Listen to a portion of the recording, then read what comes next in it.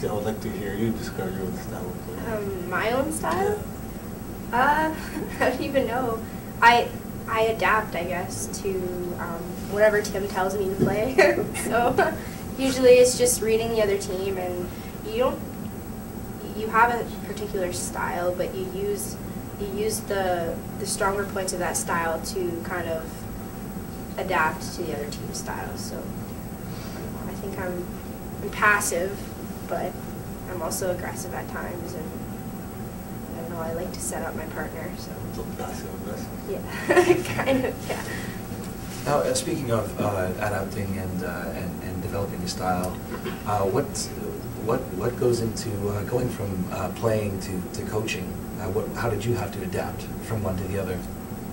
From playing to coaching? Yes. Actually, it was a fairly easier transition to coach. I've always been helping people, so I always like to see people improve. I've been doing it at the clubs that I play at, mostly because if they're beginners and I want a better game, then they have to improve at some point in time. So then I just started teaching, just giving them little pointers here and there, and I realized that they were picking up very, very fast. So maybe I can coach some people, maybe I can teach skills to other people.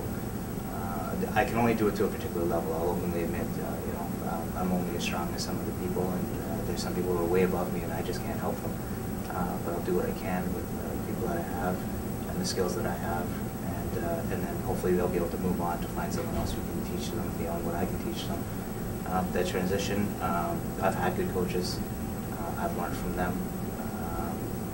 Rob McCann, I played Cambridge University here for Rob McCann, watching his coaching style, and basically I just mimicked his. So it was definitely a very, very easy transition. And if anything, it helps that I was a player before, because now I understand why my coaches asked me to do the things I did, why they gave me, disciplined me for the things that I've done. So it helps. It definitely helps. Are there any coaching plans in your future? I don't. I'm too young to think about that. I just want to play right now. But I like helping people, so maybe. A natural desire to mentor really helps out, does it not? The desire to mentor, yeah. Some people are good players, but they just don't make good coaches. Some players are not that good players, but they do make fantastic coaches. So it depends upon the person and if they have that natural progression to become a coach. So I just happen to be, I was lucky to be able to be presented the opportunities to be able to coach. So I've been very blessed to, said, Tim, can you help us out? And then it just naturally progressed from there. That's true. Some people, I hear Wayne Gretzky.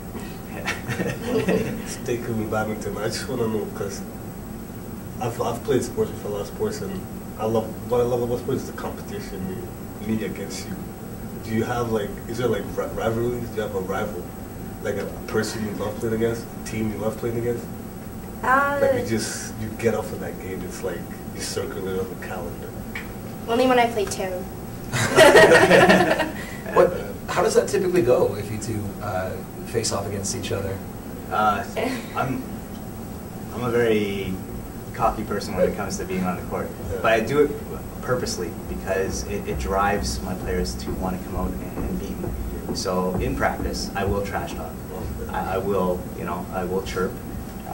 But again, it only because it increases their drive to want to compete and want to play and want to win points against me and want to beat me as badly as possible. They can't do it, but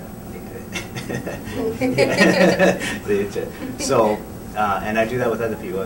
Badminton, even though we're playing against other people, is very, very friendly. So we do have camaraderie against other teams. Georgian College, we're always battling up against. And if anything, I'd say they're our rivals. They're our friends, but they're our rivals. So we do what we can to try and beat them all the time. And when we do beat them, we make fun of each other. But in the end, we're both smiling and we're laughing. But on the court, we're out there and we're trying to beat each other as bad as possible. The second we step off, again, the smiles come out and we're all friends.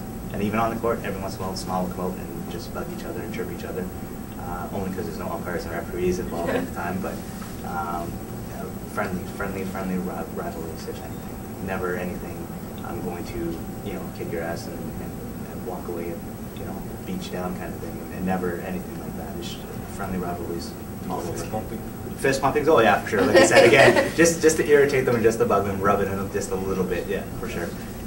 So, what can we look forward to within the next season? Will you be returning next year? Or? Yeah. I'll be here next year. It's going to be a rebuilding year. I'm not sure how many players I do have coming up. I'm not a person I guess I could go out and recruit, but I've never been a person to believe that to chase after someone and ask them to come play in Hamilton when their education is important. So if they're here and they're good, then great for me. If they're not good and they're here, then I'll try and make them a better player and compete with who I have and what I have and make them still feel like part of the team. But I will never go out and recruit. That could make me a bad coach, but at the same time, education is so I prefer they do that instead. Thank you very much for your time.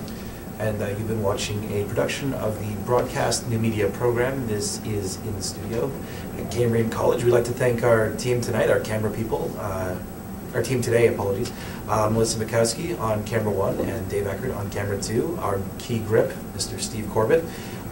Director Emmanuel Fellows, and switchboard Patrick Demers. Once again, you've been watching in the studio at Cambrian College. And I would like to thank you for watching and thank you too for coming in once again. Thank you. Appreciate it.